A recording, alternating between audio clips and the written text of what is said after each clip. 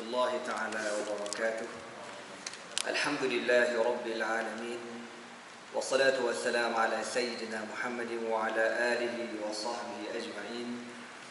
اللهم علمنا ما ينفعنا وانفعنا بما علمتنا وزدنا علما وعملا متقبلا وارزقنا رزقا حلالا كثيرا واسعا يا أرحم الراحمين.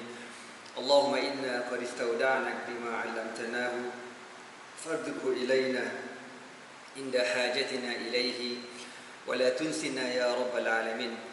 اللهم أخرجنا من ظلمات الجهل وأكرمنا بنور العلم وأحسن أخلاقنا بنور الحلم. وصلى الله على سيدنا محمد وعلى آله وصحبه وبارك وسلم. أما بعد. Alhamdulillah, bersyukur kita kepada Allah Subhanahu wa taala kerana dengan taufik dan hidayahnya dapat sama-sama kita menunaikan solat maghrib secara berjemaah. InsyaAllah pada malam ni kita sama-sama akan mengulang kaji kembali sirah hijrah Rasulullah sallallahu alaihi wasallam. Sebelum itu kita mulakan dahulu dengan bacaan Al-Asmaul Husna untuk kita mendapat keberkatan daripada nama-nama Allah Subhanahu wa taala insya-Allah. Rasulullah sallallahu alaihi wasallam, inna lillahi 99 isman man ahsaha dakhala jannah. Sabda Rasulullah sallallahu alaihi wasallam, sesungguhnya bagi Allah Subhanahu wa taala itu ada 99 nama. Man ahsaha dakhala jannah, barang siapa yang membilangnya dimasukkan ke dalam syurga Allah Subhanahu wa taala insya-Allah. Amin.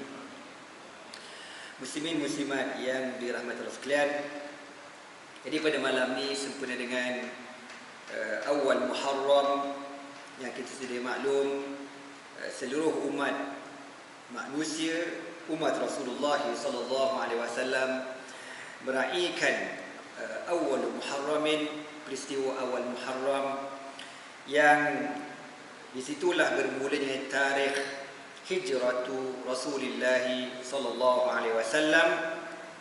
Walaupun kita sedia maklum Nabi sallallahu alaihi wasallam sampai ke Madinah pada bulan Rabiul Awal. Ya, Nabi sampai ke Madinah pada bulan Rabiul Awal.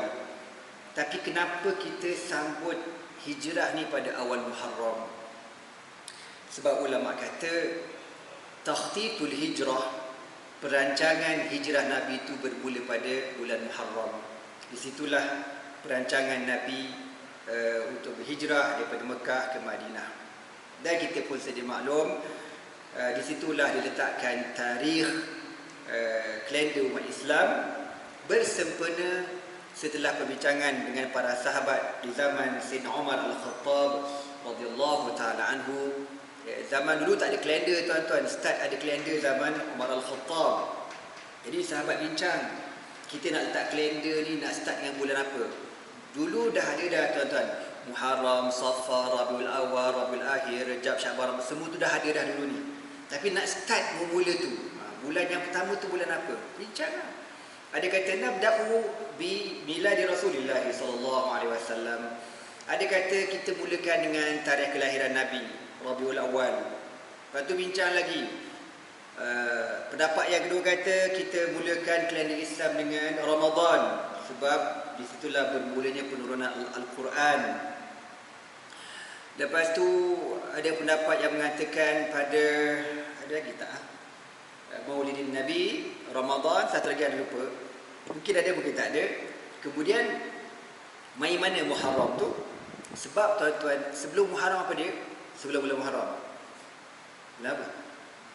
Zulhijjah lah bang. Zulhijjah baru habis bulan haji kan? Orang Arab tuan-tuan, diorang bulan paling letih Zulhijjah lah, paling letih sebab diorang pergi haji, diorang bisnes, diorang berniaga. Jadi pertengahan Zulhijjah tu habis semua ibadat haji, diorang pun relax beberapa minggu. Dah habis, relax, start dengan bulan baru Al-Muharram. Kata Umar Al-Khattab, kita mulakan dengan Muharram sebagai mengambil sempena setelah orang ramai berehat selepas mereka letih melakukan ibadat haji, bisnes dan sebagainya. Kita mulakan dengan Muharram. Dan juga dengan sebab takhtitul hijrah perancangan hijrah Nabi sallallahu alaihi wasallam. Tuan-tuan semua, secara dalam sirah menceritakan Nabi SAW dan para sahabat melalui beberapa proses hijrah. Ini sebagai mengulang kaji. Anda rasa tuan-tuan sudah terror belaka dah ni. Ini sebagai kata nak tolong ingat-ingatkan mana yang lupa. Itu je. Yang pertama sekali, apabila Nabi SAW berdakwah di Makkah dan Nabi mendapat tentangan yang berat, yang kuat daripada golongan-golongan Quraisy, maka Nabi SAW minta kepada para sahabat supaya pindah buat sementara waktu ke mana? Ke Ethiopia, kan, ke Al-Habasyah. Limadha Al-Habasyah? Kenapa Ethiopia? Ethiopia dan Makkah mempunyai hubungan diplomatik yang cukup lama. Diorang ni biasa, orang Ethiopia biasa datang Mekah, orang Mekah biasa pergi ke Ethiopia, diorang biasa berniaga, biasa. Dan kita sedia maklum, sebab tu ada di kalangan para sahabat yang bernama Bilal Al-Habashi. Itu kan daripada Ethiopia. Begitu juga mak angkat Nabi ataupun yang membeli Nabi masa kecil. Siapa nama dia? Ummu Aiman. Ummu Aiman. Apa nama sebenar dia? Barakatul Habasyah atau Barakatul Habasyiyah, itu berkaitan Ethiopia. Dan Sayyidina Umar Al-Khattab radhiyallahu ta'ala sendiri mempunyai hubungan dengan orang-orang Ethiopia. Jadi orang Mekah ni, diorang memang dah kenal lama dengan orang Ethiopia. Mungkin dengan sebab biasa bermuamalah dan diorang boleh tengok bagaimana lemah lembutnya perangai, sifat, akhlak orang-orang di Ethiopia. Orang Negro ni tuan-tuan tak semuanya kasar. Yang kasar-kasar tu main mana mungkin daripada mana? Daripada yang brutal-brutal lah kot. Negara-negara Afrika yang ganas-ganas. Tapi kita contoh macam Sudan. Kan Afrika kan. Tapi orangnya lembut, cakap pelan, kan? Berakhlak orangnya. Orang Sudan. Okey tuan-tuan semua. Maka Rasulullah SAW mengarahkan para sahabat untuk kali pertama berhijrah ke Ethiopia. Diorang kali pertama pindah ke Ethiopia tuan-tuan tak lama. Kalau tak silap anak beberapa bulan sahaja, lebih kurang dalam 3-4 bulan itu. Bila diorang dah duduk kat sana, tiba-tiba diorang dapat berita, tersebar berita di Ethiopia. Berita apa? Berita orang Mekah semuanya dah masuk Islam lagi. Ya, ikut Nabi SAW. Ceritanya tuan-tuan, satu hari Rasulullah SAW baca Al-Quran di tepi Kaabah. Surah apa saya lupa. Yang dalam Quran banyak surah yang ada sajdah ni. Tapi bukan surah sajdah, ya. Surah, tak ingat surah apa. Tapi di akhir surah tu ada ayat sajdah. Jadi orang kafir ni tuan-tuan, kita sedia maklum kan.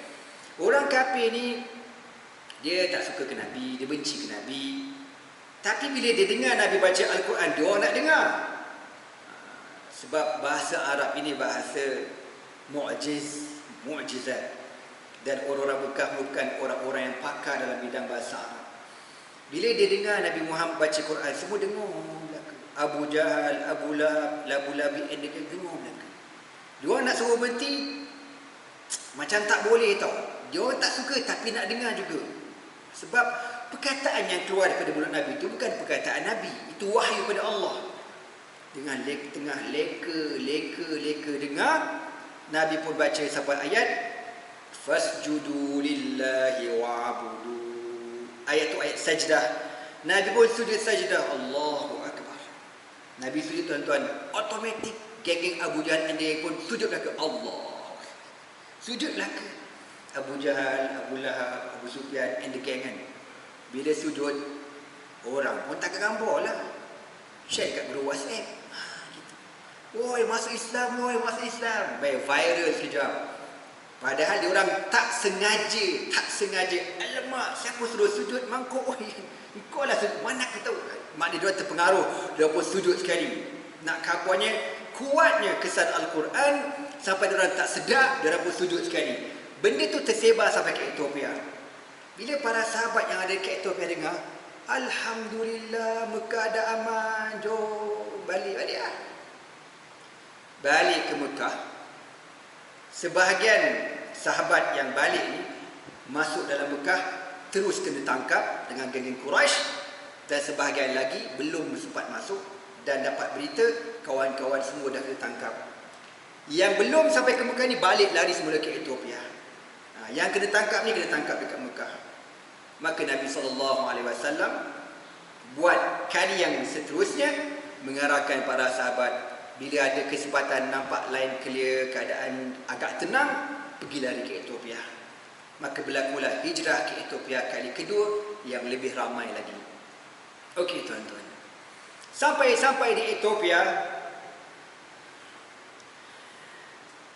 benda tu pun orang Mekah dia buat roadblock, dia tak bagi para sahabat pergi ke Ethiopia. Tapi qaddarallahu wa ma syaa fa'al, akhirnya orang Islam berjaya sampai ke Ethiopia.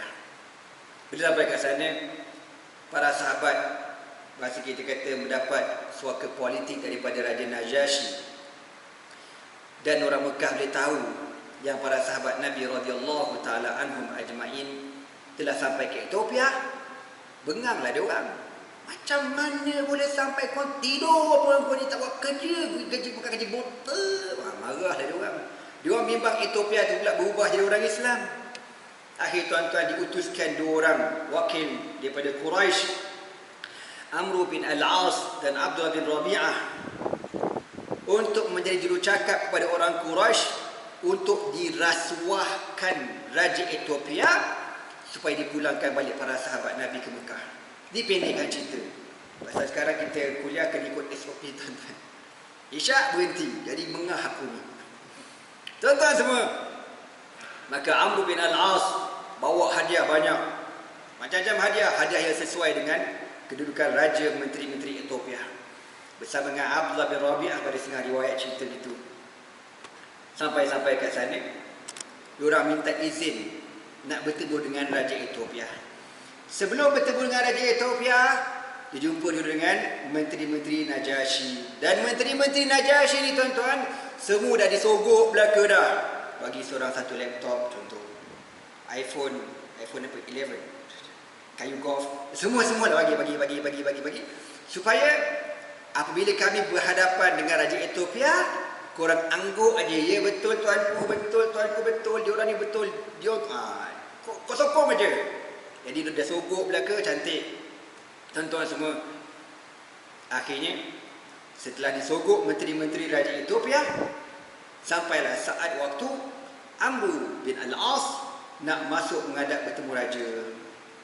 Maka Raja izinkan masuk. Maka Raja kata, buat apa kau nak jumpa aku, ada apa? Apa kata Amr bin Al-As? Ayuhal Malik, inna fi biladikum hadha ghilmanun sufaha. Dekat negara kamu sekarang, wahai tuanku Raja, ada beberapa budak-budak bodoh yang datang ke negara kamu membawa agama yang baru. Bukan agama nenek moyang kami dan bukan agama kamu, wahai tuanku Raja. Raja Najasyi beragama Kristian, Masihi. Manakala orang Mekah gaya sembah berhala. Jadi agama diorang ni, wahai tuanku, tak sama langsung. Tak sama dengan agama kita orang dekat Mekah dan tak sama dengan agama tuanku Kristian. Maka saya minta izin tuanku supaya menghantar pulang diorang ni ke Mekah untuk kami orang Mekah betulkan balik akidah mereka. Gitulah lebih kurang bahasanya. Maka apa kata Raja Ethiopia? Aku takkan serahkan mereka kepada kamu sehingga aku nak dengar apakah sebab diorang datang ke negara aku. Aku nak dengar dulu apa cerita sebenar. Amr bin Al-As ni kata, alamak, Raja nak dengar lah. Tapi tak apa. Jadi tuan-tuan, wakil istana bertemu dengan rombongan para sahabat Nabi radhiyallahu taala anhum ajma'in, yang masa tu dah rasa lega, rasa aman-damai dulu ke Ethiopia. Alhamdulillah, selamat kita dekat sini. Tiba-tiba datang wakil istana kata apa? Kamu semua diarahkan menghadap bertemu dengan Raja Ethiopia. Tuan-tuan semua, maka sahabat bincang siapa yang akan bertemu dengan Raja Ethiopia. Maka dipilih Sayyiduna Ja'far bin Abi Talib radhiyallahu taala anhu, abang kepada Sayyidina Ali bin Abi Talib radhiyallahu taala anhum ajma'in. Dia akan dia cakap. Dia pun masuk menghadap bertemu raja. Maka raja kata, "Ma sababu maji'ikum ila hadzal balad?" Apa tujuan kau datang kat negara aku? Masa itulah Sayyidina Ja'far bin Abi Talib radhiyallahu taala anhu kata apa? Ayuhal malik, kunna qauman jahiliyah na'budu al-asnama wa na'kul maitah wa na'til fahishah wa nasrik wa naqtul ba'duna ba'dan wa ila akhirih. Wahai tuanku raja, kami dahulu merupakan kaum jahiliyah. Kami menyembah berhala, kami memakan bangkai. Bangkai makna apa? Binatang yang disembelih untuk berhala itu bangkai lah tu. Ataupun sembelih tak ikut syarat bangkai lah tu. Bukan makan bangkai yang bulat tu, tuan-tuan. Wa ma dhubi'a ala nusub, apa yang disembelih kepada berhala dan sebagainya selain daripada Allah jadi bangkai belaka. Wa na'til fahishata, dan kami dulu berzina, kami mencuri, kami merompak, kami.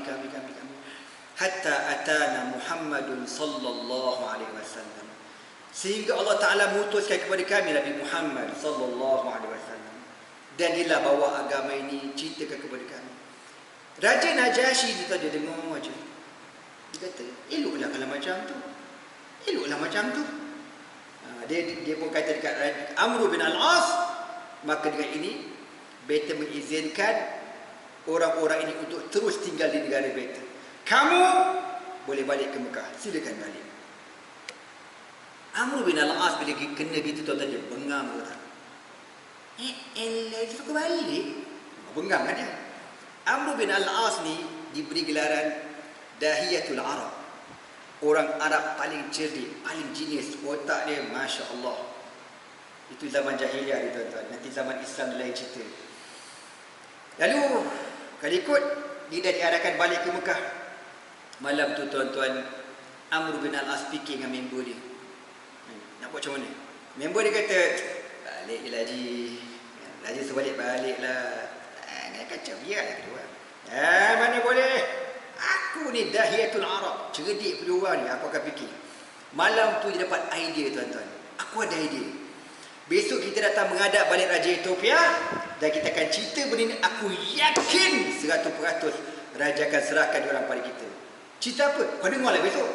Relax tuan-tuan, relax. Tuan-tuan semua, keesokan harinya Amr bin Al-As minta izin untuk menghadap bertemu Raja buat kali kedua. Dan dia kata, silakan. Dia kata apa? Ayuhal malik, wahai tuanku Raja. Semalam tuanku interview beberapa orang daripada yang lari itu, tapi tuanku tak dapat penjelasan yang sebenarnya. Tuanku ada satu soalan yang sepatutnya tuanku kena tanya dekat dia orang. Apa dia? Cuba tuanku tanya kepada mereka, apakah pegangan mereka tentang Isa alaihissalam. Kan lain. Orang Islam lain, orang Kristian kan lain. Itu juga Raja kata. Baiklah, beta akan panggil mereka. Kali kedua tuan-tuan, para sahabat Nabi dia dah lega dah. Kan? Maknanya dah lega alhamdulillah. Tapi pasport dekat immigration lagi ni. Cop pasport, cop visa tu masih belum cop, tapi dah dekat immigration. Berdebar juga ni. Tengah-tengah lega tu kena panggil pula menghadap sekali lagi. Ya Allah. Dengar-dengar cerita, Raja akan tanya tentang pendirian kita tentang Nabi Isa alaihissalam. Apa kata Ja'far bin Abi Talib? Innana la naqulu illa kama qala Rasulullah sallallahu alaihi wasallam. Tu tegas pendirian prinsip para sahabat. Biar ada apa pun aku tak peduli. Kalau tuanku tanya, aku akan tegas dengan apa yang diajar oleh Rasulullah sallallahu alaihi wasallam. Masuk bertemu dengan Raja Ethiopia. Maka Raja tanya, "Ma ra'yukum an Isa bin Maryam?" Apa pendapat kamu tentang Isa bin Maryam? Apa kata Ja'far bin Abi Talib? Fa innana la naqulu illa kama qala Rasulullah sallallahu alaihi wasallam. Inna Isa bin Maryam Rasulullah abduhu wa rasuluhu alqaha ila Maryam batul. Sesungguhnya Isa bin Maryam merupakan hamba Allah, pesuruh Allah, ruhullah yang dicampakkan kepada Sayyidatina Maryam yang suci. Lalu Ja'far bin Abi Talib membacakan mukadimah surah Maryam. A'udzu billahi minasyaitonir rajim. Bismillahirrahmanirrahim. Kaf ha ya ain sad. Dzikru rahmati rabbika 'abdahu Zakaria إذ نادى ربه نداء خفيا قال رب إني وهن العظم مني واشتعل الرأس شيبا ولم أكن بدعائك رب شقيا إلى آخرها. Dibaca. Najasyi ni reti, faham tuan-tuan. Dia dengar. Tiba-tiba tuan-tuan, sampailah kisah Nabi Isa bin Maryam dalam surah tu kan sampai ke ayat فأجاءها المخاض إلى جذع النخلة قالت يا ليتني مت قبل هذا وكنت نسيا منسيا. Kisah Maryam ni nak beranak tau. Bila Maryam dah mengandung, Maryam kan lari, orang kejar dia, orang kata Maryam mana? Maryam dah lari dah. Sampai dekat pokok tamar, tak larat nak, orang kata nak terberanak masa tu. Apa kata Maryam? Kalau aku mati lagi bagus. Mati lagi bagus kalau menanggung seksa macam sakit macam ni. Jadi bila Jaafar cerita, Raja Najasyi tahulah cerita tu pasal dia Kristian. Ortodok tuan-tuan, berdengkung punya Kristian. Dia tahu cerita lebih detail lagi. Dia dengar, mengalir mata dia. Sehinggalah Maryam melahirkan Sayyidatina Nabi Isa alaihi salatu wassalam. Kalau orang kampung datang, orang kata, "Ya Maryam, ma kana abuki imra'a sau'in wa ma kana ummuki baghiyah." Maryam, bapa engkau bukan lelaki jahat tahu tak? Mak engkau bukan perempuan jalan. Siapa budak ni? Siapa bapa ni? Maryam tak jawab. Fa asyara ilaihi. Maryam buat gini. Allah kata ke Maryam, "Maryam, kau jangan jawab. Kau tunjuk je kat baby tu." Mana suruh baby jawab, suruh Nabi Isa jawab. Orang kampung kata, "Kau ni apa hal Maryam? Nak suruh baby jawab. Kau jangan buat lawak tahu tak?" Tiba-tiba dengan izin Allah, Nabi Isa bercakap ketika baru lahir. Orang kata tali pusat tak potong lagi. Qala inni Abdullah atani al-kitaba wa ja'alani nabiyyan wa ja'alani mubarakan aynama kuntu wa awsani bis salati waz zakati. Sampailah ayat zalika Isa bin Maryam qaul al-haqq alladhi fihi yamtarun. Najasyi dengar tuan-tuan. Masa tu Najasyi pegang tongkat dia tahu.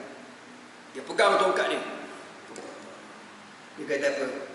Inna Isa bin Maryam wa Muhammad bin Abdullah la min mishkatin wahidatin. Dia kata, sesungguhnya Isa bin Maryam dan Muhammad bin Abdullah daripada sumber yang satu, Allah Subhanahu wa taala. Bila dikata gitu tuan-tuan, terperanjat Amr bin Al-As dan seluruh menteri-menteri kabinet esko-esko ortodok ni ketuk meja.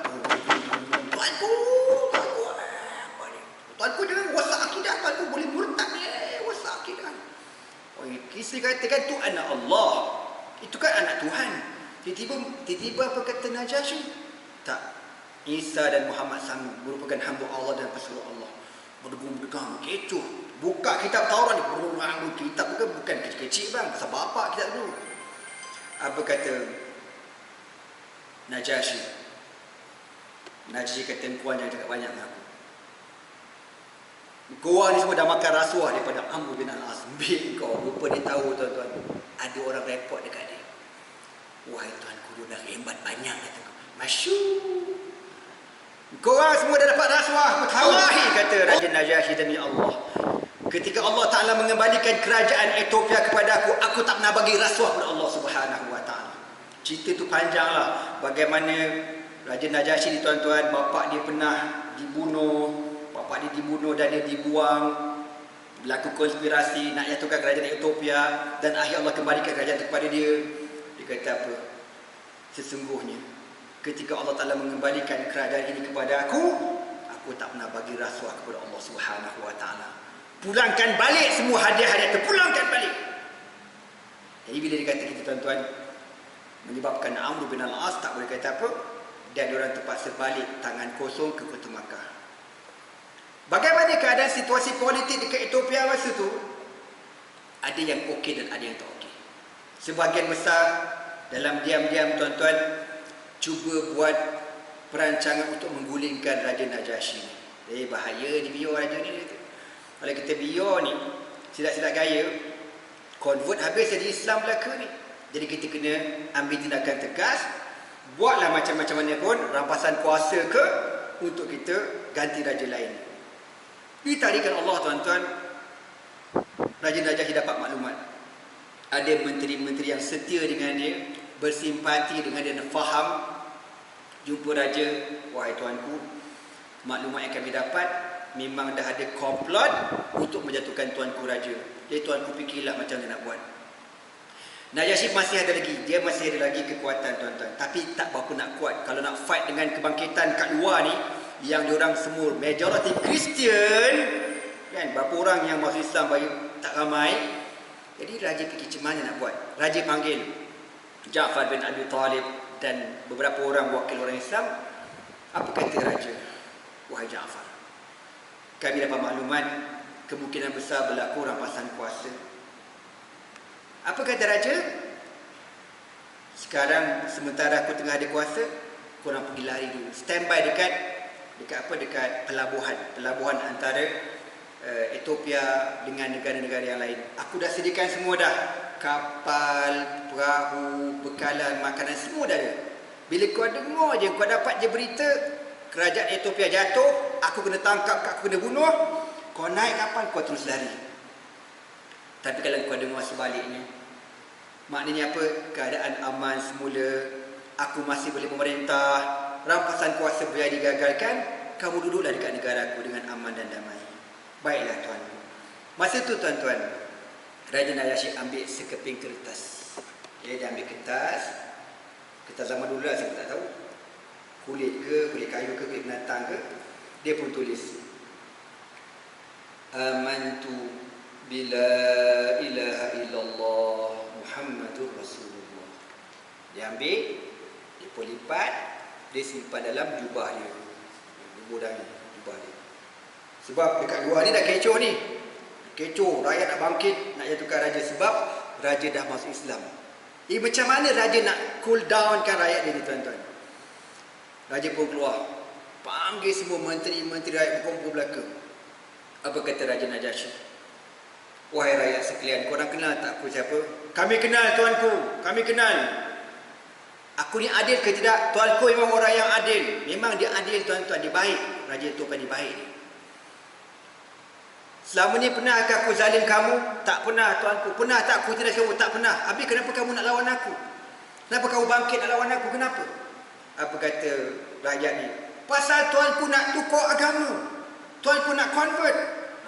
Masa itulah Raja Najashi meletakkan tangan kanannya dekat dada kiri dia ni, yang ada kertas dan ada sorot tu. Sesungguhnya keimanan aku terhadap ini tidak berubah sedikit pun. Dia kata gitu. Jadi orang pun confuse. Keimanan aku terhadap ini apa tu? Jadi ada yang kata ini apa? Kristian lah. Dia kata itu. Orang tak tahu, tapi ini apa? La ilaha illallah yang telah disorot dalam jubah dia. Dia pun kata gitu. Sesungguhnya keimanan aku kepada ini tidak berubah langsung, dia kata. Bila dia kata gitu tuan-tuan, barulah keadaan suasana politik ataupun cubaan rampasan kuasa di Ethiopia berjaya dikendurkan. Jadi tak berlakulah peperangan rampasan kuasa. Apa kata Raja Najashi kepada para sahabat? Pulanglah kamu, duduklah dekat negara aku. Man sabbakum hurim. Barang siapa yang cuba mengacau kamu akan dikenakan tindakan, akan diambil tindakan tegas. Jadi tuan-tuan, ramai rakyat duk ingat Raja Najashi ini Kristian lagi, padahal dia dah beriman pada Allah Subhanahu Wa Taala. Okey tuan-tuan semua, lama para sahabat duduk dekat Ethiopia. Nak tahu lama tak lama? Okey tuan-tuan, bayangkan Nabi berdakwah dekat Mekah berapa tahun? 13 tahun kan? 13 tahun. Pergi ke Ethiopia pada awal-awal dakwah. Kita ambillah contohlah, mungkin dalam 3 tahun pertama, 4 tahun pertama dakwah Nabi di kota Makkah. Lepas tu, contohlah kalau saya letak, saya pun tak ingat sangat tahun berapa dia orang pergi ke Ethiopia tu. Contohlah kita ambil tahun 5 kenabian Nabi. 5, 6, 7, 8, 9, 10, 11, 12, 13 Nabi hijrah ke Madinah. Okey, start tahun 1 hijrah. Satu hijrah, 2, 3, 4, 5, 6, 7 hijrah berlakunya peperangan Khaybar menentang Yahudi di Khaybar. Pada tahun 7 hijrah lah barulah para sahabat dekat Ethiopia kembali ke Madinah, berhijrah ke Madinah. Masa itulah Nabi sambut Ja'far bin Abi Talib. Nabi kata, gembiranya aku, seronoknya aku. Nabi kata, aku tak tahu kenapa hari ini aku happy sangat. Adakah aku happy dengan sebab kemenangan berhadapan dengan Yahudi Khaybar, bikudumi Ja'far, ataupun dengan sebab kedatangan sepupu aku Ja'far bin Abi Talib radhiyallahu taala anhu. Tapi tuan-tuan, para sahabat Nabi ni bukan macam kita lah. Diorang ni tak ada rehat. Perjuangan mereka berterusan. Cerita ni panjang tapi saya terpaksa kerat. Ja'far bin Abi Talib duduk dekat Madinah. Sebelum saya pergi ke Ja'far, ketika para sahabat pindah ke Madinah, ada setengah ulama sirah kata ada juga beberapa sahabat yang tak pindah, duduk stay dekat Ethiopia. Sebab tu kalau siapa yang pergi Ethiopia, saya tak pernah pergi, tapi saya dah tengok dekat Google, tengok dekat YouTube. Dekat kubur Raja Najasyi ada tak silap mana 11 orang kot. 11 kubur orang Islam yang berada di sekeliling kubur Raja Najasyi, menunjukkan ada beberapa para sahabat Nabi yang meninggal dekat Ethiopia. Dan Raja Najasyi, tuan-tuan, meninggal bila? Meninggal pada tahun 9 Hijrah pada peperangan Tabuk yang berlaku pada tahun 9 Hijrah, dan pada tahun itu juga meninggalnya Raja Najasyi. Dan Rasulullah SAW ketika Raja Najasyi meninggal dunia, Nabi nampak benda tu. Allah Ta'ala buka hijab, nampak secara langsung live di hadapan Nabi SAW bagaimana jenazah Najasyi diuruskan. Dan disitulah, dan pada tahun itulah buat kali pertama Nabi melakukan salat jenazah secara ghaib untuk Raja Najasyi. Kata Sayyidatina Aisyah radhiyallahu taala anha, ketika Raja Najasyi meninggal dunia, bau wangi yang amat sangat sampai ke Madinah, wangi sangat. Itulah seorang raja yang adil, yang dia ni tak pernah jumpa Nabi SAW. Tak pernah berjumpa. Beriman dari jauh je, tak pernah berjumpa. Tapi dia ada jasa yang cukup besar. Apa jasa dia? Memberikan suaka politik kepada para sahabat, menjaga kebajikan para sahabat. Dan ketika kan Nabi minta supaya hantar para sahabat pulang ke Madinah, Raja Najasyi, tuan-tuan, sponsor belaka kapal. Kan Nabi ada isteri bernama Ummu Habibah binti Abi Sufyan yang menjadi janda ketika di Ethiopia dengan sebab kematian suami dia. Jadi dia ni dinikahkan secara wakil. Najasyi yang nikahkan Nabi dengan Ummu Habibah ni, dan dibayar dengan hantaran mahal 4,000 dinar emas. 4,000 ke 400 lah. 400 ke 4,000, aku tertukar, sorry. Tapi yang penting dinar, tuan-tuan. Dibagi, dan beberapa hadiah-hadiah yang lain. Okey, tuan-tuan semua, nak khabar, nak cerita bagaimana Najasyi ni peranannya besar. Dan anda baca dalam sejarah kata apa, hatta sampai sekarang orang Ethiopia yang beragama Islam, kawasan tu sampai sekarang masih Islam lagi, tapi majoriti Ethiopia ni Kristian. Sampai sekarang, tuan-tuan, mana-mana jemaah haji Ethiopia yang nak pergi haji, diorang akan pergi dulu ziarah kubur Raja Najasyi ni. Orang kata ambil berkat, berkumpul, berdoa, sembahyang hajat, sembahyang semualah. Orang kata kan, kemudian barulah diorang bertolak pergi ibadat haji sebagai mengambil keberkatan seorang raja yang adil. Okey, tuan-tuan semua, Sayyidina Ja'far bin Abi Talib radhiyallahu ta'ala anhu berhijrah ke Madinah pada tahun 7 Hijri. Tak lama, tuan-tuan, 7, 8 masuk waktu isyak, tuan-tuan. Sehingga bertemu pada episod yang akan datang, insya-Allah. Pada umur rezeki, jumpa lain kali. Aku liqauli hadza wa astaghfirullah li wa lakum. Wassalamualaikum warahmatullahi taala wabarakatuh. Subhan